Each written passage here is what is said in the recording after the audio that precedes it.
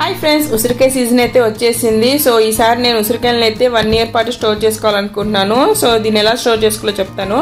ముందుగా ఉసిరికాయలు మనకి మచ్చలేని ఉసిరికాయలు అయితే తీసుకోవాలి. సో వాటిని చక్కగా వాష్ చేసుకుని ఒక క్లాత్తో నీట్గా తడి లేకుండా తుడుచుకోవాలన్నమాట. ఇప్పుడు మనకి ఉసిరికాయల పైన గీతల్లాగా ఉంటాయి కదా, దానిపైన ఇక్కడ చూపిస్తున్నట్లుగా కట్ చేసుకుంటే మనకి ఉసిరికాయ తొనలు అయితే వచ్చేస్తాయి.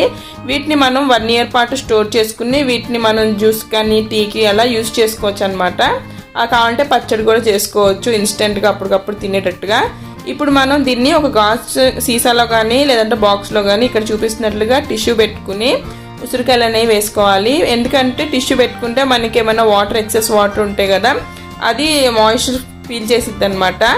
ఇప్పుడు మనం ఉసిరికాయల పైన కూడా ఒక టిష్యూ అనేది పెట్టేసుకుని లిడ్ క్లోజ్ చేసేసుకుని డీప్ ఫ్రిడ్జ్లో పెట్టుకుంటామే. ఇలా చేస్తే 1 year పాటు ఫ్రెష్గా ఉంటాయి ఉసిరికాయలు అనేవి.